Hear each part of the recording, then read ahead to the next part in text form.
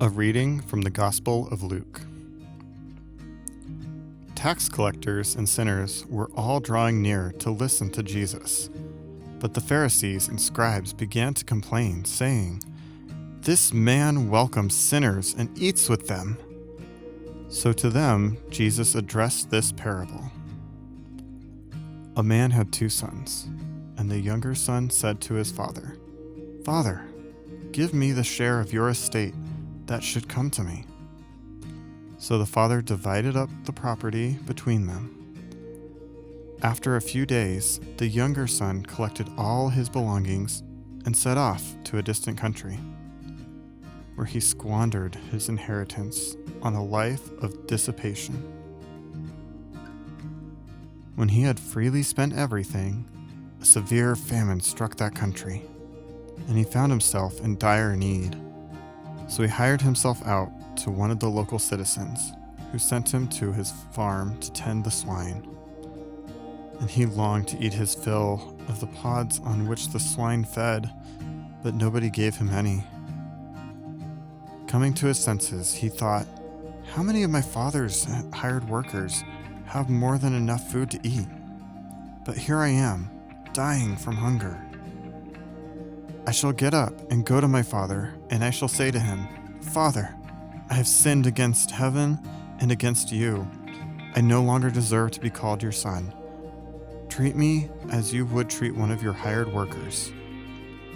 So he got up and went back to his father. While he was still a long way off, his father caught sight of him, and he was filled with compassion. He ran to his son, embraced him, and kissed him. His son said to him, 'Father, I have sinned against heaven and against you. I no longer deserve to be called your son.' But his father ordered his servants, 'Quickly, bring the finest robe and put it on him. Put a ring on his finger and sandals on his feet. Take the fattened calf and slaughter it. Then let us celebrate with a feast, because this son of mine was dead and has come to life again. He was lost and has been found." Then the celebration began. Now the older son had been out in the field, and on his way back, as he neared the house, he heard the sound of music and dancing. He called one of the servants and asked what this might mean. The servant said to him, "Your brother has returned, and your father has slaughtered the fattened calf, because he has him back safe and sound." He became angry, and when he refused to enter the house, his father came out and pleaded with him. He said to his father in reply, "Look, all these years I served you, and not once did I disobey your orders. Yet you never gave me even a young goat to feast on with my friends. But when your son returns, who swallowed up your property with prostitutes, for him you slaughter the fattened calf."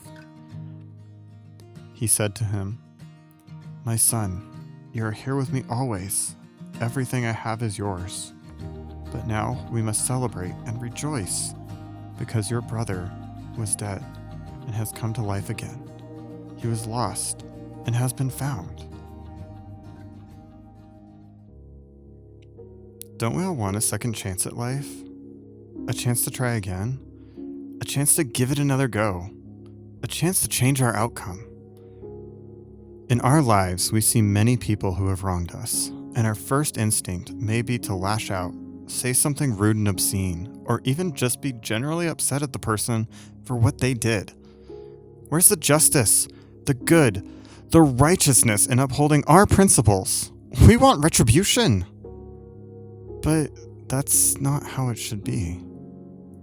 We shouldn't be seeking out reasons to take actions against one another while trying to find all of each other's flaws that we can give consequence to, only to uphold our own virtuous path.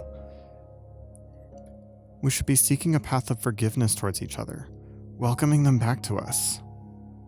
But why would we give others forgiveness after being so wronged by their actions?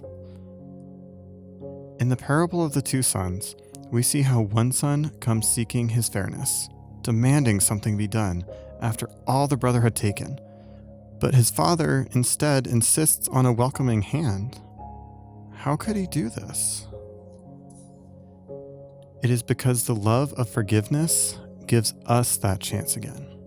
It gives us another chance to learn, a chance to try again, and to get up again and change the outcome. It gives us the largest thing we would want in any kind of situation we face ourselves: a chance. By refusing forgiveness outright, it would take away the ability to try again, take away the time to give it another go, and take away their chance to change the outcome. It would be withholding the grace we can give to one another. So next time we feel wronged or output, let's not take a chance. Let's give a chance.